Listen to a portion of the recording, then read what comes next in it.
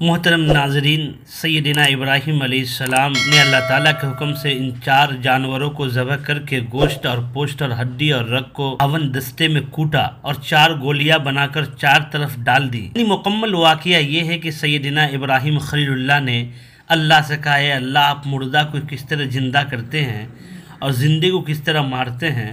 تو اللہ نے ایک واقعہ بتایا۔ تو اللہ نے بتایا، یہ ابراہیم، تم 4 پرندوں کو لے لو، 4 پرندوں کو لے کر ان کو کوٹ ڈالو، پیس ڈالو اور ان کے گوشتوں کو آپس میں ملا دو، پہاڑوں پہ جا کر الگ الگ رکھ دو۔ دیکھو اللہ کی قدرت، میری قدرت، جس جانور کا بدن یا گوشت جس میں ملا ہوا ہوگا اس سے الگ ہو کر اس کے بدن میں وہ لگ جائیں گے اور وہ اڑتے ہوئے تمہارے طرف آئیں گے جب تم اس کو بلاؤ گے۔ حضرت ابراہیم علیہ السلام نے اللہ تعالیٰ کے حکم سے ان 4 جانوروں کو ذبح کر کے گوشت اور بوشت اور ہڈی اور رگ کو ہاون دستہ میں کوٹا اور 4 گولیاں بنا کر 4 طرف ڈالے اور 4 جانوروں کا سر اپنے ہاتھ میں لے کر ہلایا اور جانوروں کو نام لے کر پکارا، اے فلاں فلاں جانور، اللہ تعالیٰ کے حکم سے آؤ اور اپنی پہلی حالت پر ہو جاؤ۔ سیدنا ابراہیم علیہ السلام کی آواز سن کر وہ گولیاں جو جانوروں کو کوٹ کوٹ کر ریزہ ریزہ کر دی تھی وہ اس طرح آ کر مل گئی کہ کوئی یہ کہہ بھی نہیں سکتا تھا کہ ان کو ریزہ ریزہ کر دیا گیا تھا، اور ان کے اعضاء کو کوٹ کر گولیاں بنا دی گئی تھی۔ حضرت ابراہیم خلیل اللہ کے پاس اللہ کے حکم سے آ گئی اور 4 جانوروں کے سر جو حضرت ابراہیم خلیل اللہ کے ہاتھ میں تھے ان میں منسلک ہو گئے، یعنی مرغ کے سر مرغ کا بدن اور مور کے سر مور کا بدن اور کوے کے سر میں کوے کا بدن اور گدھ کے سر میں گدھ کا بدن آ گیا اور سب کے سب اللہ تعالیٰ کے حکم سے زندہ ہو گئے اور پھر حضرت ابراہیم علیہ السلام کے ہاتھ سے اڑ گئے اور وہ 4 جانور حضرت ابراہیم خلیل اللہ کے چاروں طرف طواف کرنے لگے اور یہ طواف کا سلسلہ برابر 7 دن رات جاری رہا۔ پھر اس کے بعد حضرت ابراہیم علیہ السلام کو حکم الہی ہوا کہ اے ابراہیم، نے اسماعیل کو جیسا خدا کی راہ میں دیا ہے ویسا ہی اپنا تمام مال بھی دے دے تو تیرا بندہ خالص و مخلص زیادہ ہوگا۔ اللہ تعالیٰ نے فرمایا، اذ قال له ربه اسلم قال اسلمت لرب العالمین۔ ترجمہ، اور جب کہا اس کو اس کے رب، بولا کہ میں حکم بردار ہوں اپنے رب العالمین کا۔ پس یہ حکم سننے کے بعد ابراہیم خلیل اللہ نے اپنا مال و متاع فقیروں کو لٹا دیا اور ابراہیم علیہ السلام اب اولاد کی طرف مایوس تھے، اور اس وقت حضرت ابراہیم علیہ السلام کی عمر شریف 90 برس کی تھی۔ اس وقت تک حضرت سائرہ خاتون سے کوئی فرزند نہیں ہوا، اس لیے بدگمان ہو کر گو سالے کو حضرت سائرہ خاتون قلع و زری پہنا کر بجائے فرزند کے اس کو پرورش کرنے لگی۔ نقل کیا گیا ہے کہ حضرت ابراہیم علیہ السلام 7 دن رات تک مسافروں کے لیے کھانا نہیں کھایا تھا۔ تب اللہ تعالیٰ کے حکم سے 12 شخص جوان نیک رو مثال غلاموں کے مزین ہو کر حضرت ابراہیم علیہ السلام کے پاس آئے، سلام کیا۔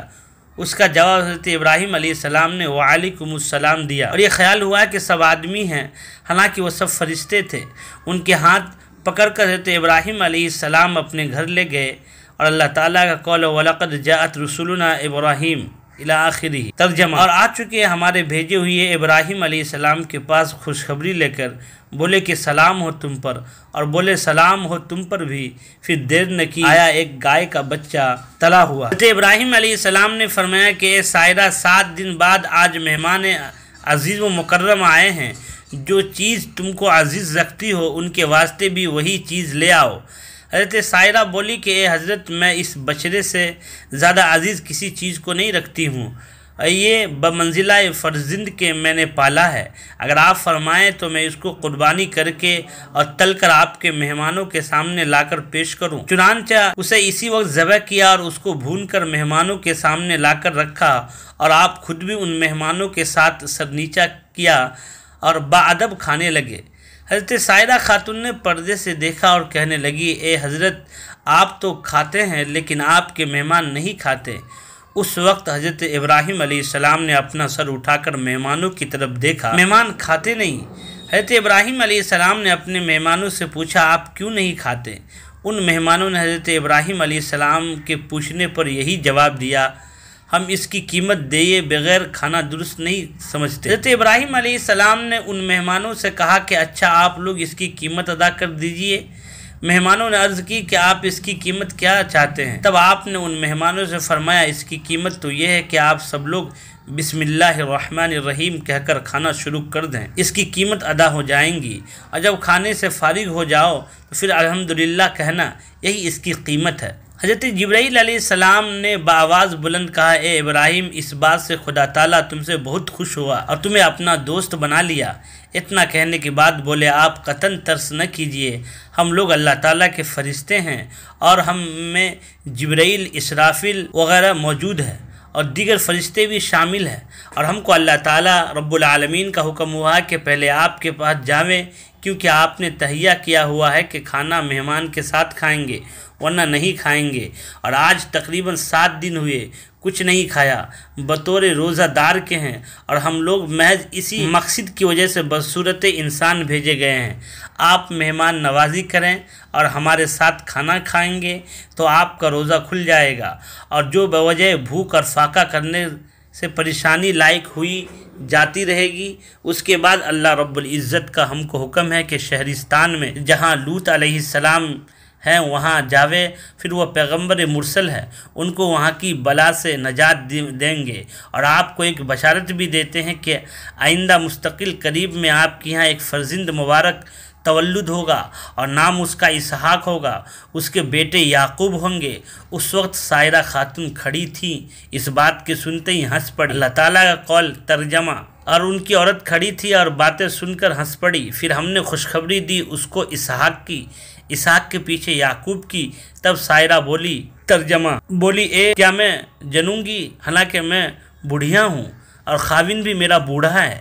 یہ تو عجیب بات ہے۔ وہ فرشتے بولے، کیا تم تعجب کرتی ہو اللہ تعالیٰ کے حکم میں؟